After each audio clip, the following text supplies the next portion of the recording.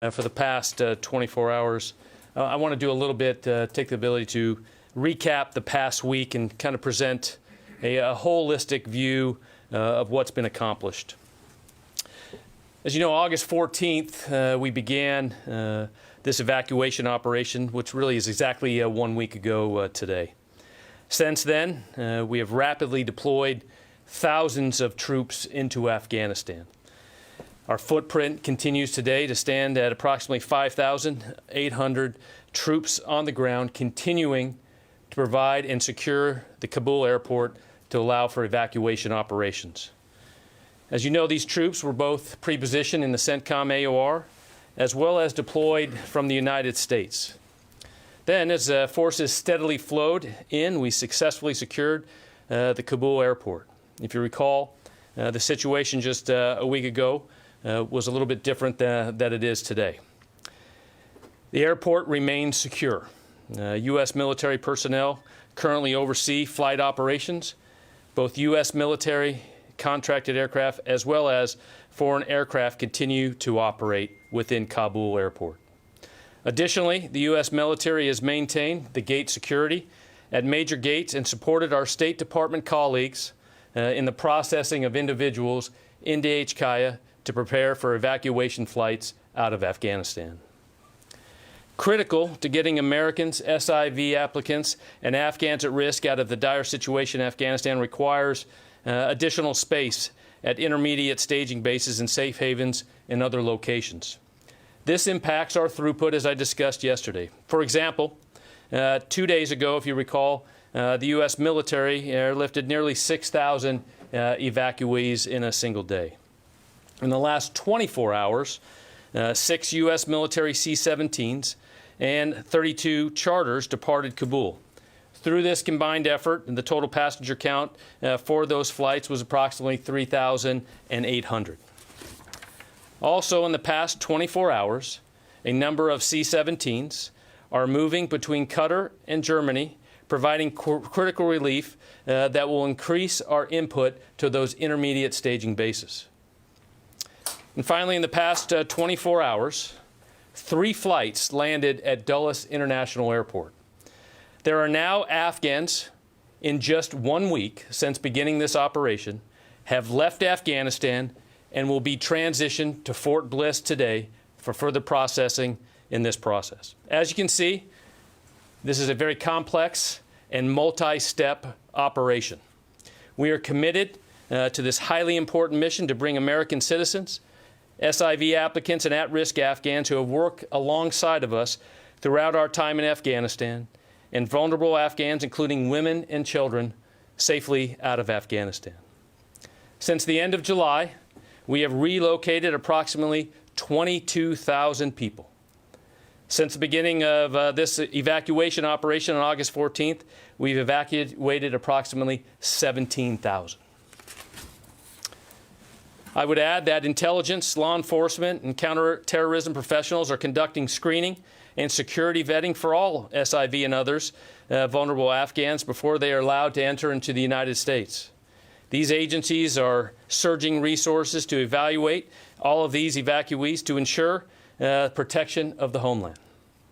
This massive effort is the result of teamwork across the interagency and the cooperation of our partners around the world who share in this incredible effort. Thank you. Okay. Looks like, Lita, you're on the phone. Yes, thanks, John. For either you or the general, obviously there's fewer people getting out of Afghanistan over the last 24 hours, and the embassy has issued a warning telling people not to go to the airport. Can you talk about the security outside the perimeter? Is it getting worse? And what are the key threats there? Is it Afghans trying to get in? Is it ISIS? Is it the Taliban? Can you just give us a clearer picture of the violence going on outside the airport? Yeah, the first part of the question is, I think you talked about guidance going out to not come to HKIA. I'm not familiar with that directly. We are continuing to process people throughout the last 24 hours. The commanders are metering how many people come in and out of the gate to ensure the safe and ability to screen applicants as they come onto HKIA. There has been no reported change to the current enemy situation in and around the airport at this time. Yeah, Court. Can I follow on that? I'll just read you this part of it. It was a security alert that came out of the embassy this morning. It says, because of potential security threats outside the gates at Kabul airport, we're advising U.S. citizens to avoid traveling to the airport and avoid airport gates at this time unless you receive a specific call to come there. So can you explain what is this threat? Is it Taliban? Is there an ISIS or an Al-Qaeda angle to this? Yeah, look, I think you can understand, Courtney, why we're not going to get into specific details about the threat environment or what our intelligence is giving us. We have said from the very beginning of this that we're going to try to do this in a safe and orderly way, and that means making sure that nobody gets hurt to the maximum extent possible. So what you're seeing out of our State Department colleagues, I think, is a prudent notification to make sure that that whatever movement there is to the gates from outside the airport is done as safely as possible, and that people have the information they need to make the best decisions for themselves going forward. So I do understand the question and the interest, but I hope you understand that we're going to be very careful about what kind of extra context we're going to put out there in the information environment. There was a crowd threat that led to the evacuation via helicopter on Thursday of some Americans from right near the airport. So I guess what we're trying to figure out is this just there's large crowds and it's difficult for Americans to get there, or is there actually a threat against the airport? Again, I'm not going to get into specific threat assessments. The situation in Kabul and the whole city is fluid and dynamic, and you have seen the images over the last 24 to 40 hours yourself of the situation outside the perimeter of the airport, and it changes. It changes almost by the hour, and it changes in locations around the airport. It's very, very fluid and dynamic, and so.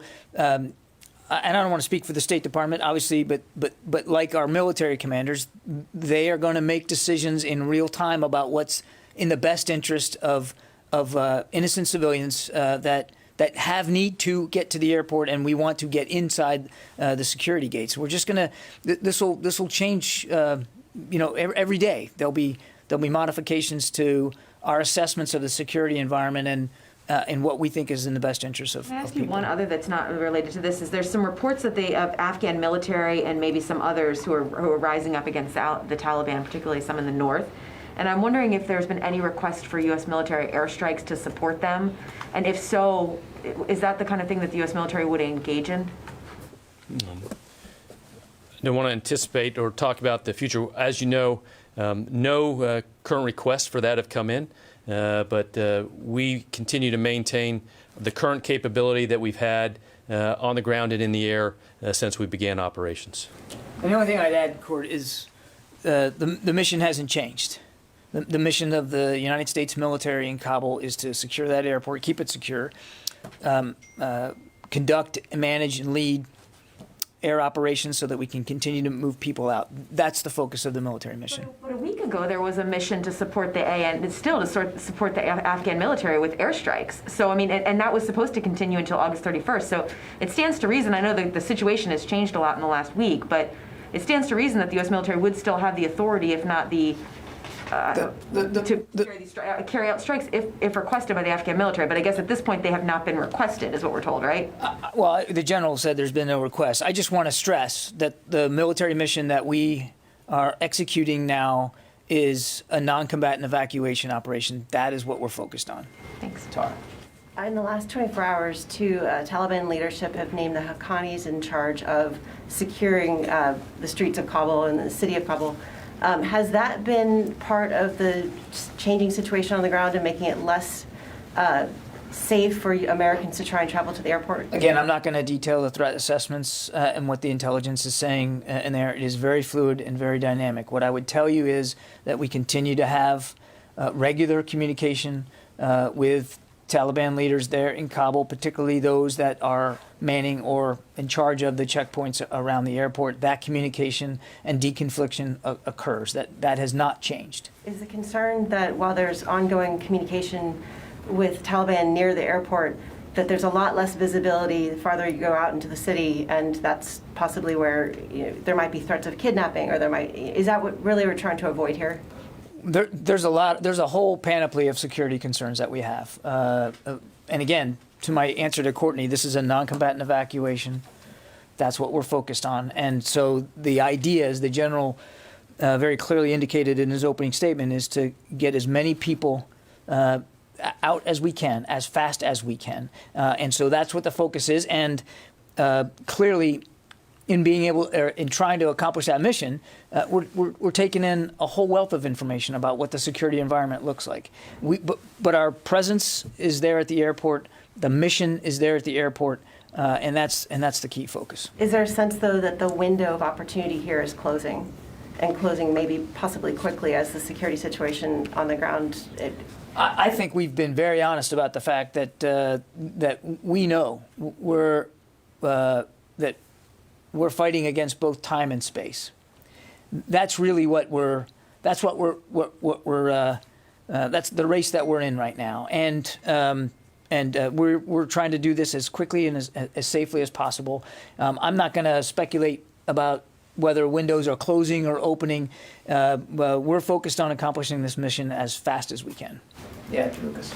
John, 2 days before Kabul fell, you said from that podium, quote, "The city is not right now in any imminent threat environment." How could you get that so wrong?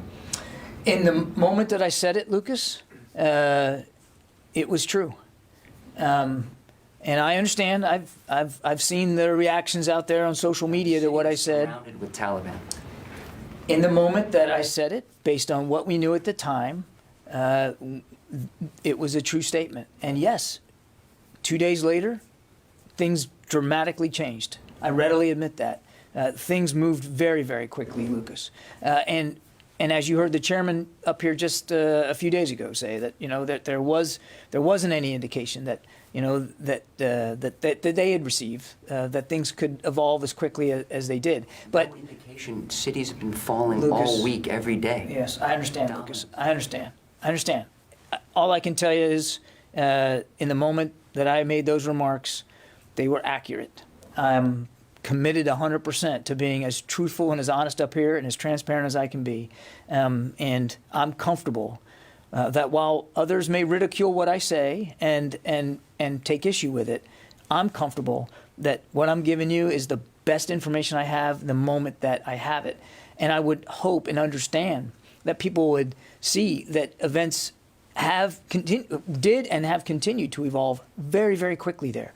To Courtney's excellent line of questioning, the assessment, the threat is going to change, and it could change literally by the hour.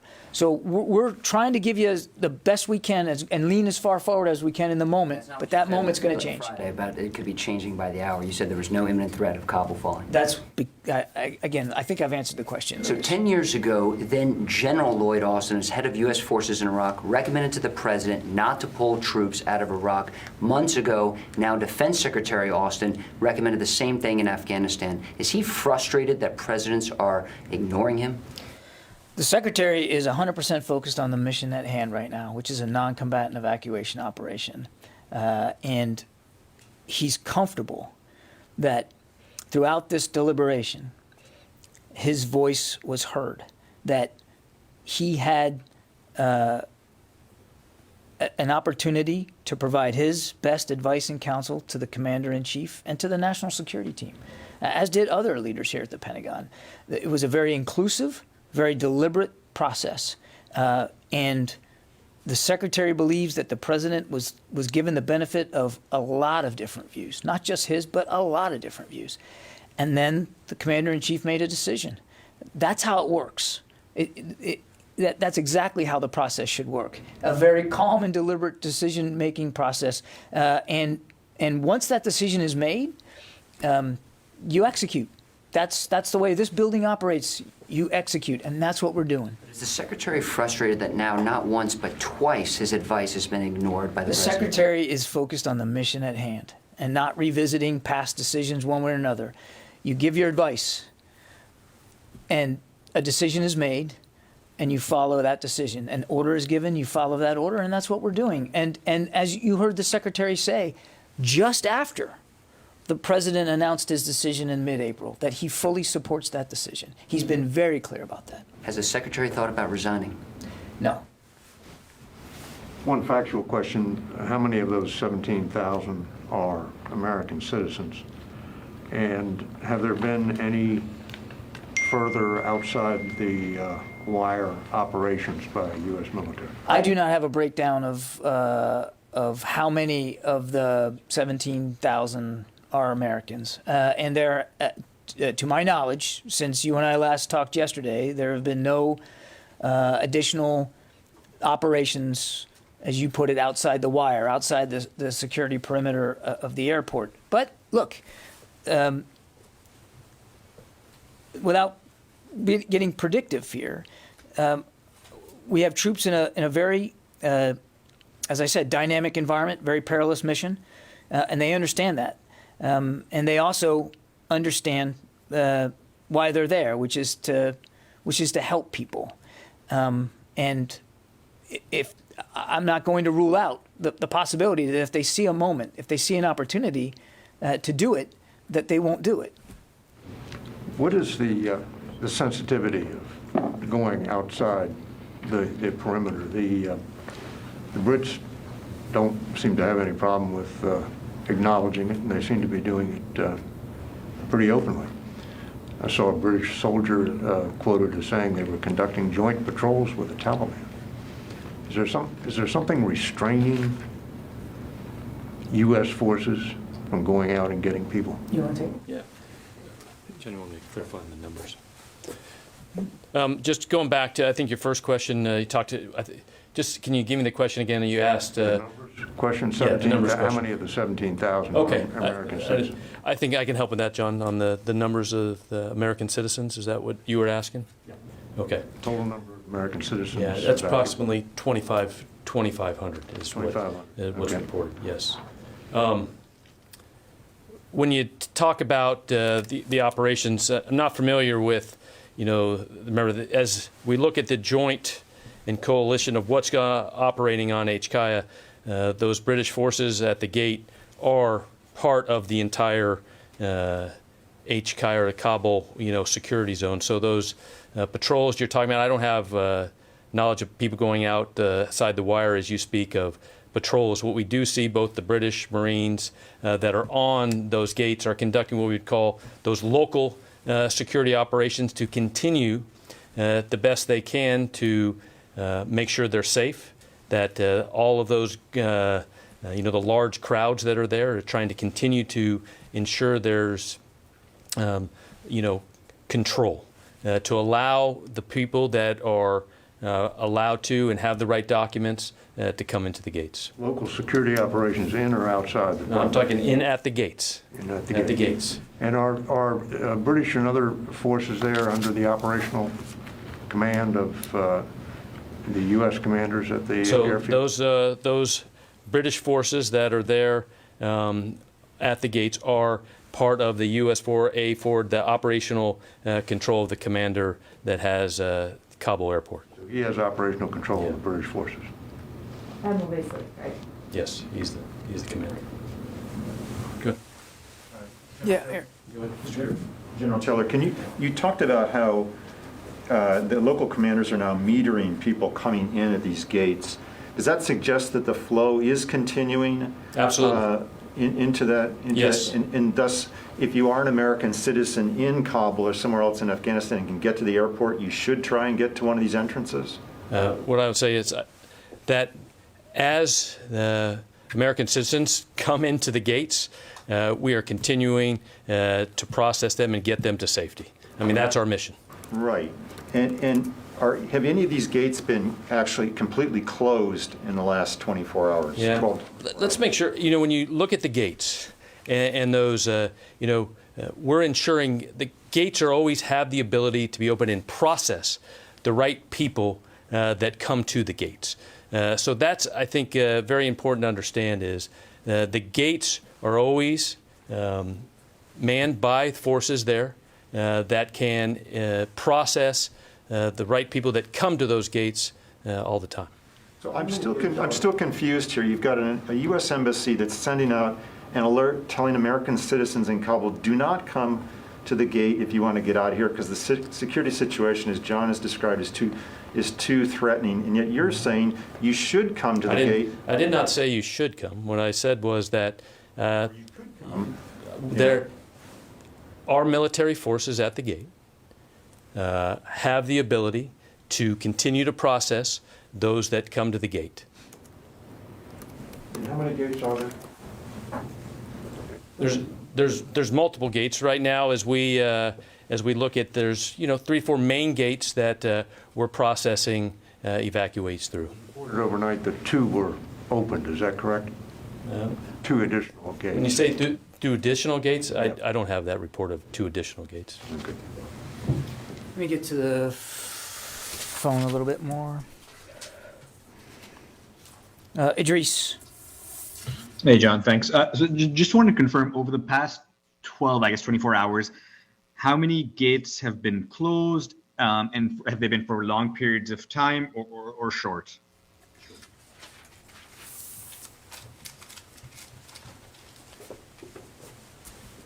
Just go back. Those gates are open and closed as required. There's been short durations throughout the last 24 where gates have been closed to allow the proper people to come in and out of those gates. Okay, let's see.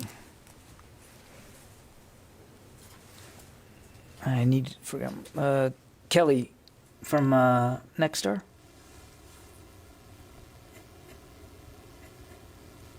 Okay. Any more in the room? Louis?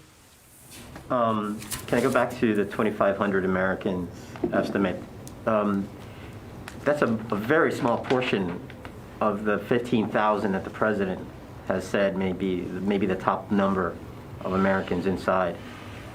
Are you making efforts to try to bring more Americans in? I know you're cautioning them to be aware of the threat environment at the gates, but at the same time, how do you get all those and that many Americans into the airport if there really are that many Americans in the country? Well, I think you've heard us say before we don't have a perfect figure of how many are in Afghanistan, let alone Kabul. And as the general said, if you're an American and you're at a gate, you will be let in that gate. The State Department's doing the best job they can to advise Americans who still haven't made it to the airport what the situation looks like around the airport, and that would be the prudent thing to do. And as you also heard the president make clear yesterday, that we're going to continue to explore options to assist Americans as needed, and we will do that. We will do that here at the Pentagon if there's a need to do something different than what we are already doing to facilitate them getting into the airport, then we'll certainly consider those options. Is there a separate advisory that goes out to Afghan nationals who have the visas in hand? I mean, are they too being told, the threat dynamic is dynamic. I mean, this threat situation is dynamic right now. Yeah. Be aware. I mean, are they getting similar messages? I would have to refer you to the State Department. My understanding is that there is that there's ways to communicate to that population, but how that's done, that's not a DoD equity. I wouldn't be able to speak to that with any great clarity. Tara? Since the mission with the 3 Chinooks that rescued the 169 Americans, have there been any other airlift rescue operations? And is that maybe a way that other Americans who are still stranded might be able to get to the airport? No, and I won't speculate about potential future operations going forward. Taylor, question for you. You talked about the throughput and increasing the throughput of Afghans. Can you talk about the different bases that are opening up, and how is that sorting done? How did 3 aircraft go straight to Dulles and then go straight to Bliss, and then some go to Germany? How are those decisions being made? So as flights are manifested, meaning the roster that's put together at HCI of who's on those aircraft, then a decision's made of where that could go to.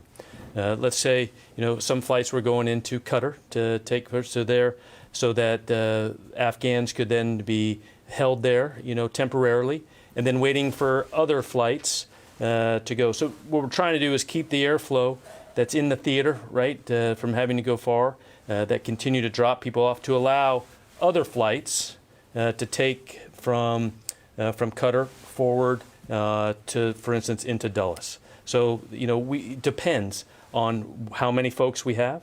Is it a full flight of SIV? Is it other Afghans? Is it, Americans? So that is just extremely dynamic.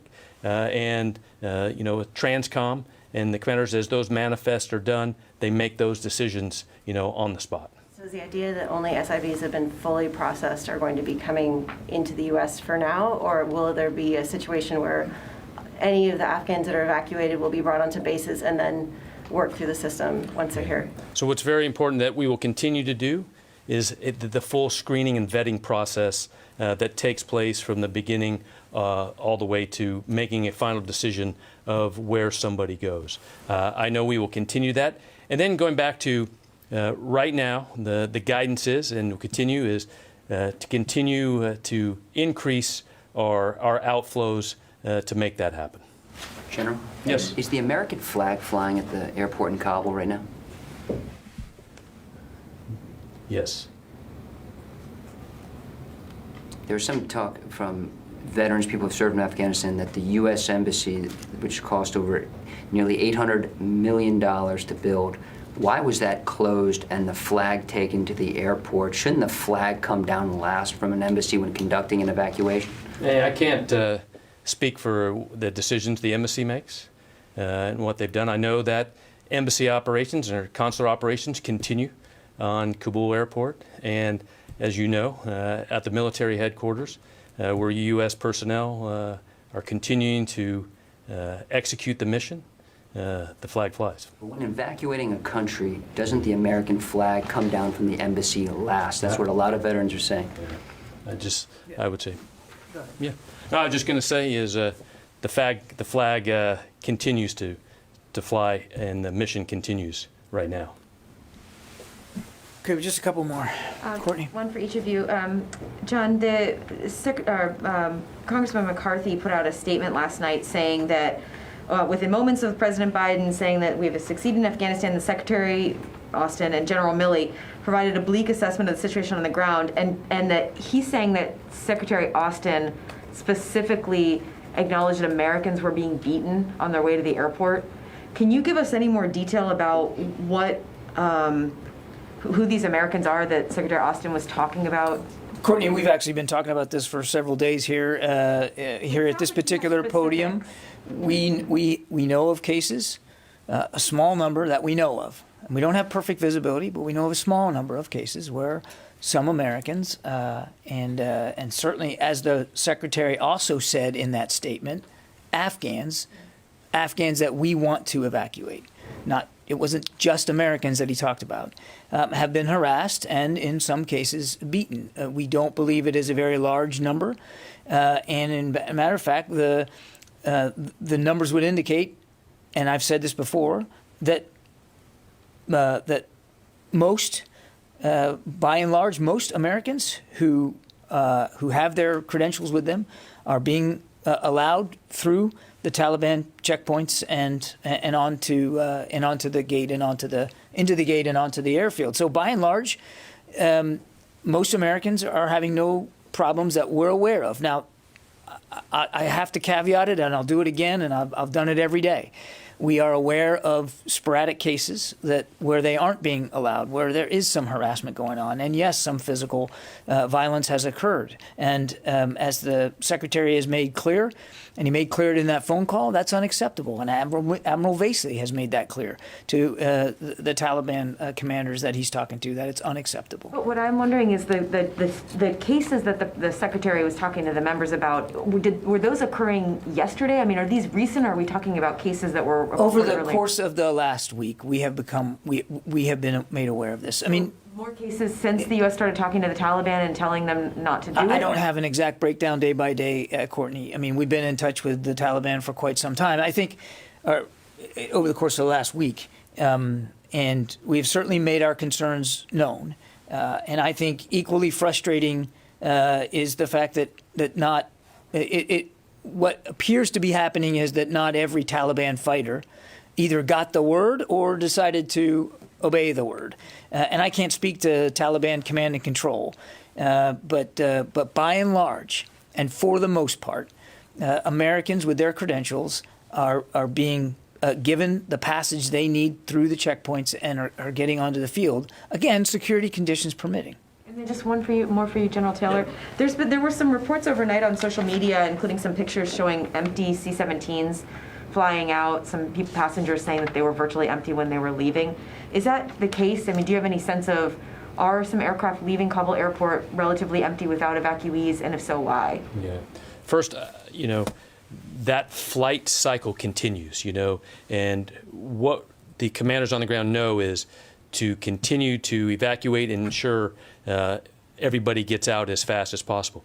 What we don't know is maybe on that situation, what I'm not aware of, that exact flight might have had a different mission to do something else. So I can't answer that. But what I do know, as you've seen in our throughput, is we are getting those that are ready to fly, that have been fully screened, ready to fly on aircraft and moving to onward destinations. But the 3,800 that you mentioned in your opening statement, those are including the 32 charters that went out and other.